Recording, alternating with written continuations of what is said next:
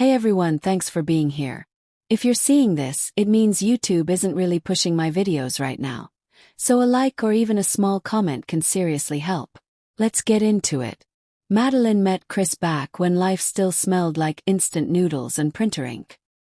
He was a second-year computer science student, surviving on coffee and spare parts, doing part-time repairs in the back of a dusty campus tech shop. It was the middle of finals week, and rain was coming down like it had something to prove, drumming against the windows in desperate Morse code. That's when she burst through the door, soaked, breathless, clutching a half-dead laptop like it was bleeding out. Her sociology paper had crashed with 2 pages to go. Her eyes, glassy from stress and sleep deprivation, darted around the room like a cornered animal. Her chipped purple nail polish and trembling hands told Chris everything he needed to know.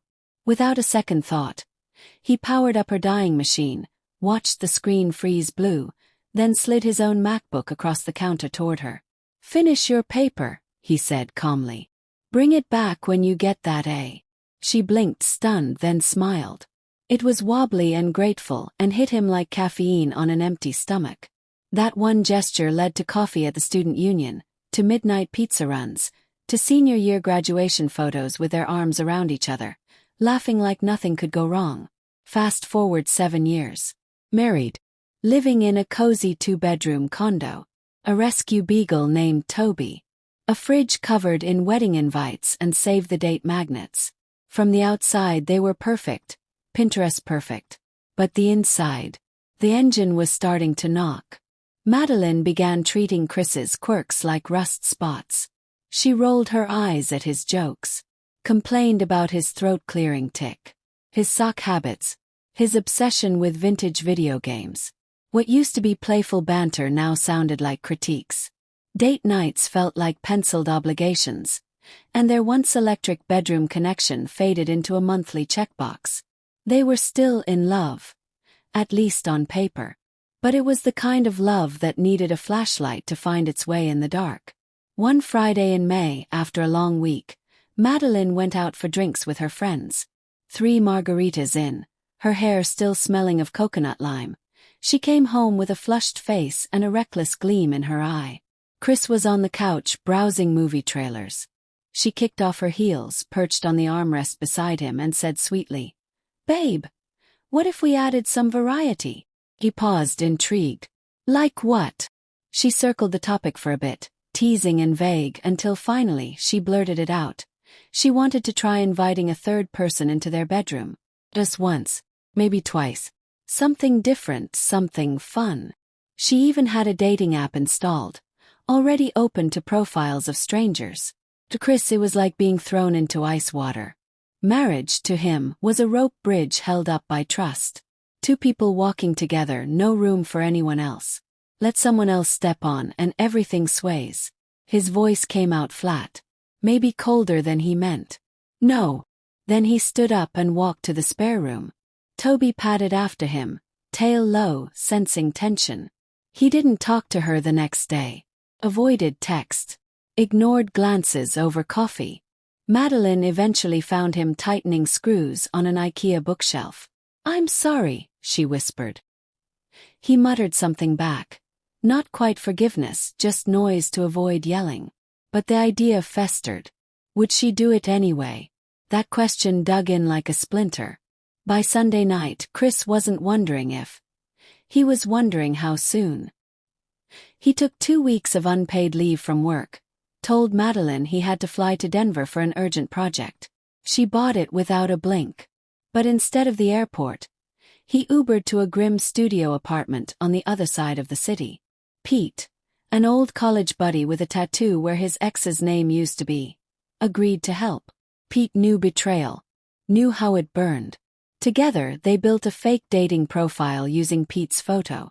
A guy named Brandon. 30. Single. Curious.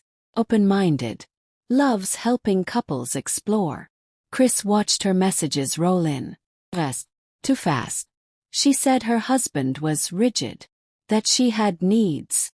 Chris felt sick reading it. Like watching someone hotwire his car and drive it off a cliff. Still, some part of him hoped she'd stop. That it was just flirtation. That when Brandon suggested skipping coffee and heading straight to his place, she'd say no. He didn't. The date was set. Chris cleaned the studio spotless, hid his sneakers, scrubbed every trace of himself. Nothing in the apartment should scream your husband has been living here for 3 days watching his marriage bleed out. When the knock came, Chris ducked behind the bedroom door. His pulse was a war drum in his ears. Pete greeted her, offered wine, laughed like everything was normal, then led her toward the bedroom saying, "I've got a surprise. Take off the blindfold," he said once she was inside. She did. She saw the lamp first, then the bed, then her husband, arms folded, face like stone. Her breath hitched. "Chris, I was just about to ask you the same thing," he said. His voice tasted like rust. She blinked. Then her tone sharpened. "This is your fault," she snapped. "If you had listened, if you'd been open, we wouldn't be here." Her face was red, trembling. Her eyes glazed with rage and shame. She clenched her fists like they could hold back the tears. Chris didn't flinch. He tossed Pete a white envelope, cash, without breaking eye contact. "I'll pack your things," he said. "They'll be at your parents' house by tomorrow. Don't come back." She begged him not to tell her parents, voice quivering. He didn't answer. The next evening, Chris parked in front of her parents' suburban home and unloaded 2 suitcases and the truth. Her mother went pale, clutching her sweater like it might fly away. Her father didn't speak, just stared at the gravel in silence. Madeline moved back into her old room. Taylor Swift posters still on the walls. Every creaky floorboard sounded like judgment. Her mom gave her the cold shoulder and a chore list. Her dad mostly avoided eye contact.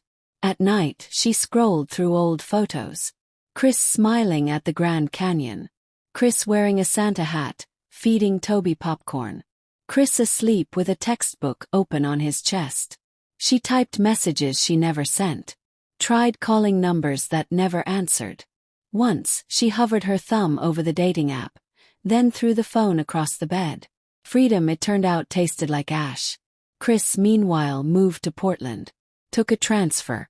Shaved the beard she used to braid her fingers through. Quit social media. Found an attic apartment with slanted ceilings and second-hand furniture that didn't carry memories. He left the beagle with her.